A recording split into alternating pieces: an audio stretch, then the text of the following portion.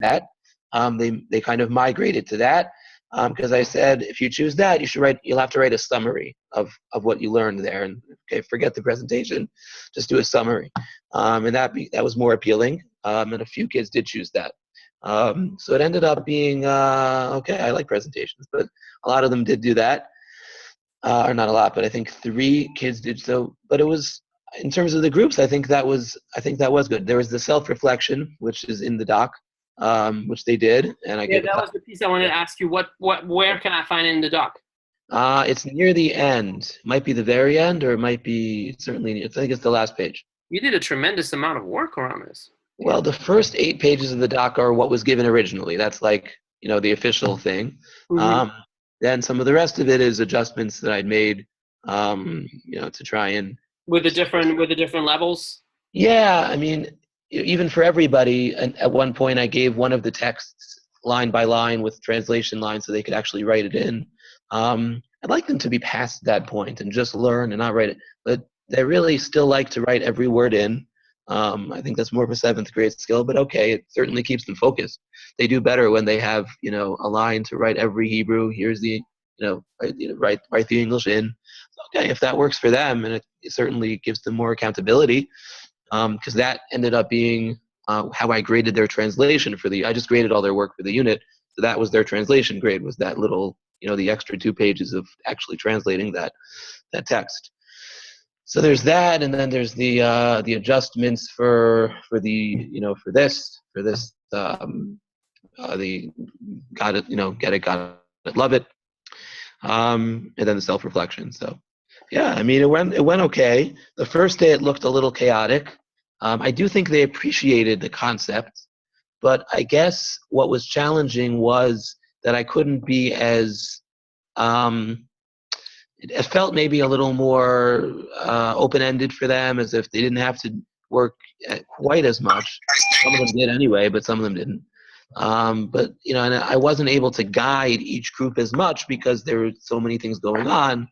So I wasn't. They didn't have my attention quite as much, which is good. I don't really like to give frontal classes, and those don't necessarily work either. But how would you describe your role once you launched the different path?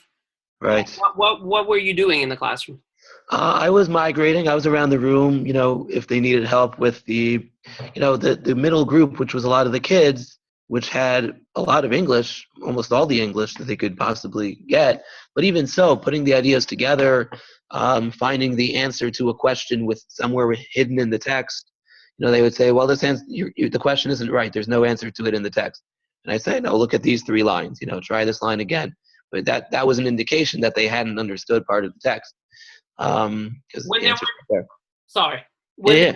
they were choosing the pathways, mm-hmm. I think we talked about that, so forgive me if we have already asked you that question, but when they were choosing the pathway, from that choice, were they moving to a different area of the classroom, or were they working with their usual partners? Well, it depends whether their partners were in that group, had chosen the same thing. You're right. I mean, in many cases, it becomes self-fulfilling. You can say you should choose based on ability, but what your friend is choosing. I mean, you make a quick, I've tried that actually a different year, different class. I said, you may not, they're picking like year-long projects, and I really wanted it to be based on ability, not on friendships. So I said, without, I didn't give any advance notice. They didn't say, we'll do it tomorrow.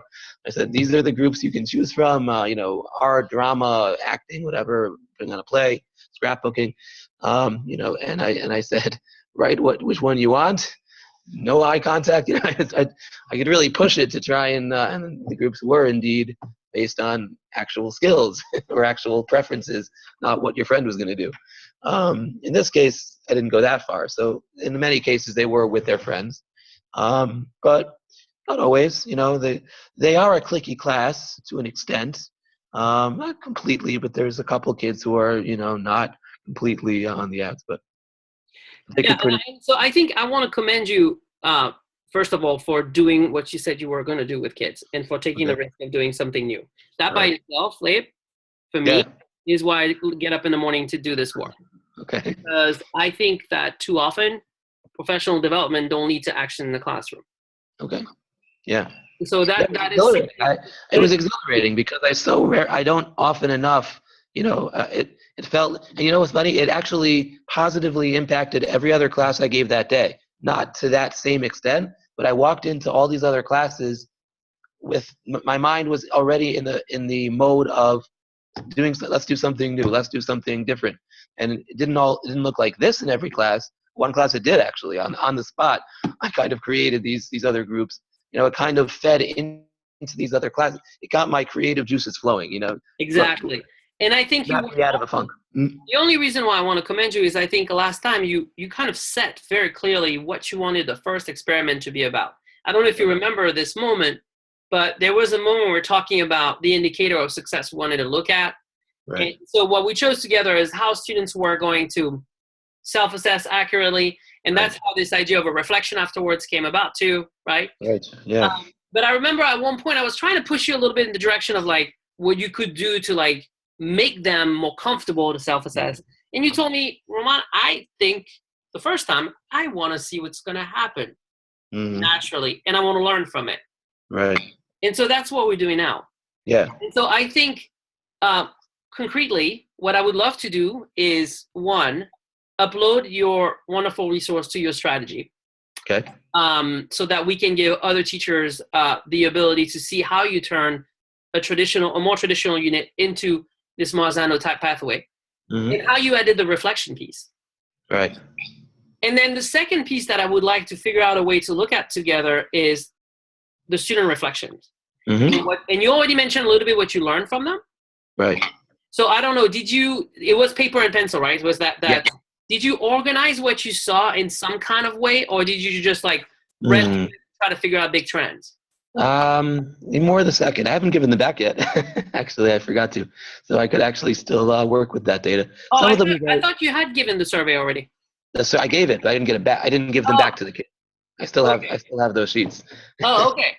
Well, because you were talking about some of what you thought they would say. They said, do you remember you said some of them said it was because the first path was right. For the presentation that they didn't choose it. So that might have come more from informal questioning. Right. Is that correct? No. They filled out the sheets, but I didn't give them, and I graded them. I wrote hundreds, but I didn't give those sheets back to the kids yet. So I'm saying I could still collect data. But you looked at the data, right? Yeah. Oh yeah, I read them all and I put a number on it. Most of them were reflected. Most of them pretty much said they chose it because it seemed easier than the hardest group. One kid, the kid who chose the hardest group said he wanted to challenge himself. The kid who chose the English one said he has trouble with Hebrew. So they were about right. They were pretty much on par. But they were interesting. Some of them were actually pretty reflective and said, that they wanted to challenge them. Actually, one girl did say that she thought next time she'll choose the hardest group. She wanted to make sure she was comfortable with the Hebrew, but she'll try the harder one next time. Which is really nice. That's always good to see. So many of them were. It was. I did it kind of as a, what do you call it? An entrance card, I guess. When as they came into class, they just did it for the first few minutes of the next class after that, after they had finished. So I think the first step to take is one that is more pause and reflect what we're doing right now. So I shared my screen with you, and that is your first iteration in the app of like it, love it, gotta have it your way. So between now and next time, what I would like to ask you is to actually do a couple of things. One would be to, and I can do that part. You already emailed me your artifact, so I can add it to the strategy. Okay. And one thing that would be interesting is at the bottom of the strategy, if you see my screen, is where the teacher is invited to reflect on how it went and what you learned. So I think that would be a really good place to talk about what the survey data told you a little bit around how, like, some of the trends you saw. So, like, not a lot of people putting themselves in level 1, but not necessarily what you learned was not necessarily, I think, that they were scared of it. It was also that they knew there was a task related to it. Yeah. I think these reflections around that learning are going to be really interesting to lead you to, like, what could be my next step or what could be the next direction of my move. So do you feel comfortable doing this between now and next time? Oh, yeah, that's fine. Yeah, that's absolutely fine. Sure. So what I think would be good to do though, now together, is think about already what this learning could make you excited to do next. Yeah. Right? And not just make our next step, you going and finishing to complete your strategy and reflect on it. Even though to me that's exciting too, because that means it will be in your professional portfolio. And I would love to have this reflected. But after doing this, what's your mind going toward? Do you want to try again and make some modifications? And if so, which ones? I think so. Yeah, I do think so. I want to encourage some of them to feel comfortable with, ironically, with being in that English group, because that's so much what they need. That group really is it matches up with the way that even I learn on my own. There's nothing wrong with it. When they said it was based on the presentation, I'm not totally convinced, although it could be. Now that I think about it, I hadn't thought about it until right now.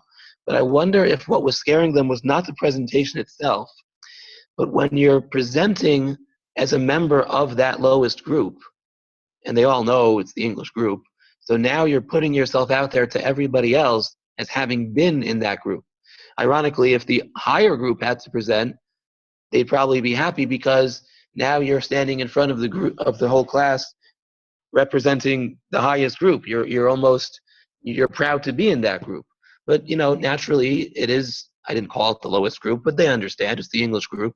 So it's not so much I don't want to present, because it's certainly easier than answering questions, but it's that they would be presenting and in the process acknowledging or admitting to everyone else this was the group I was in. Although people know, but it's a little bit almost insulting to have to get up there as a member of that English group and do almost anything in publicly, as a public. So actually, I hadn't thought of that. So there might be. That's why the summary idea I think was better.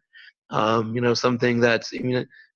Yeah. So you're making some really, this is why I love working with teachers like you, because the only thing I really have to do is to invite you to reflect deeply on teaching moves, because you are extracting new, very interesting theme for your instruction on your own, right? And so I think you're right. It's possible that the stigma of saying I don't know is stronger if I then present to the rest of the class. Sure. I wonder if every group had to present, if there wouldn't even be that stigma. If all the groups were going to present anyway, and I thought of that, but if every group was going to present, then sure, we're all presenting. I'm curious. That could be an interesting way of going about it. Absolutely. And another thing we could think about, I don't know how much technology you have, but hey, we're doing this because we're trying to help you learn different ways or better ways to blend the learning, to personalize the learning. But we could also think about digital ways to present your understanding. Yeah. In ways that would not necessarily make people feel like they have to stand in front of a room. Right.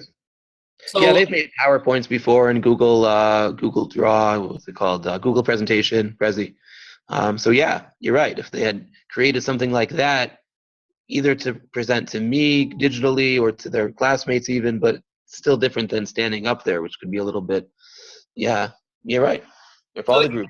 So we have a couple of thoughts, and I want to make sure that we do something that is right for you. So finding the balance between push, but also realistic push, because you have a job and you have a life, and I don't want this PD to make you feel like all of a sudden you have to do all that stuff. But the right push is important, though, right? So one key push that I hear though is, if I were to do this again, you would like to encourage students to be able to self-assess even more accurately than they did the first time. Right. So you had that girl that told you, I need more of a challenge next time. If that's what came out of our analysis and it aligns with what you see, then that second experimentation should encourage her to go that route, and should make her feel excited to go that route.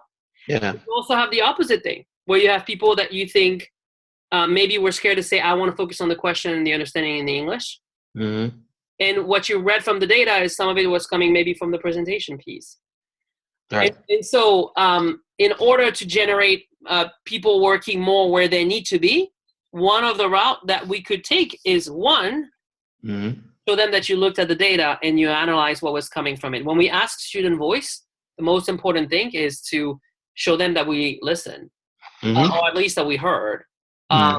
and no, sorry, actually that we listened and potentially that we've heard. Right. And so maybe that analysis itself is interesting, and you being reflective about it is a move that as a student, when I sit in my room and if a teacher shows up and tells me that he's read some survey data and he's learning through it, what a moment for me to see like the growth mindset of my teacher. The other layer we could add is this idea you're naming now. What if next time we do something like that, there is some kind of, for all of us, product that could show their mastery in a way that's going to feel democratic and in a way that's going to feel like everybody does it and there's no stigma associated to one from one to another. So what do you think of that idea? Would you like to try that? Yeah, I mean, I do that. It's only a timing issue because there's just so much to do, and so we'll do projects later in the year, and I kind of tend to do about 2 big projects during not every unit. But yeah, I mean, I think you're right. It's always better if they're coming out of it with a project. So I'm glad you're bringing this up. It doesn't have to be a very time-consuming ways to show. Right. There are tech tools that allow for capture very quickly of what you learn and your understanding without being that. Right. So, for example, we could use a Socrative exit ticket that allows students to just answer the questions that they were assigned. And that's a way to show your understanding. It's not a presentation, but you're going to show me that what you got. I don't know if you're familiar with Vocaroo. Vocaroo is a little website where you can, if you go to the website, you can record a speech into the website. And at the end of your recording, then when it's over, it generates a link. And that link can be shared with anybody. That's whatever you recorded, right?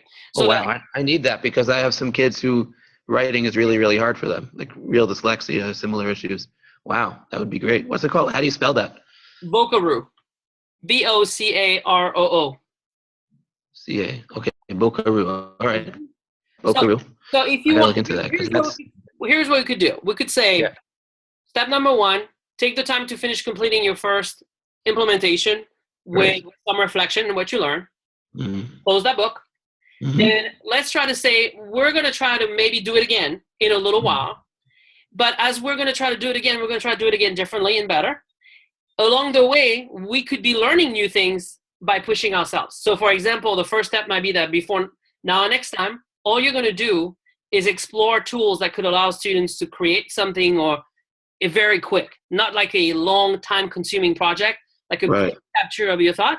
I could share with you a couple of my favorites. You could spend some time playing with them, exploring them. And then next time we meet, you can tell me kind of like where your heart is and what you like. And then we can try planning how that could work in the next experimentation. Yeah, I like that. That's a good way to go, to try and think about presentations as being less of occasionally you want less of a big event, a big production. Yeah, right. Something that creates accountability in a creative way without being quite as time consuming or burdensome as, a whole song and dance. Yeah. All right, so let's do that. On your end, I'm going to ask you to, if you can, to finish reflecting on your first strategy. I can make a little video like I did last time to help you see where in the app this is when it's time for you to go back and record that. If it's helpful. But if you think that you don't need it, you're going to go. I could probably find it. Perfect. If I can't, I'll let you know. I'll email you. Less work for me, but email me if you're struggling. Then I will send you and pin things in the app related to resources for digital presentation, but that can be quick. That can be in an instant. And require less production. And that could be I like that. We try to add next time we iterate with this. And what's interesting is the learning might lead you to use it in another Marzano iteration, but it might lead you to want to do something else with it, right? Sometimes learning is messy, and we want to create a space for that messiness as well. Okay? So can we just find a time together for our next call? Yeah. Do you like that Friday? Does that Friday time work for you? Would you like it to make it recurring that weekly? Okay. Make it.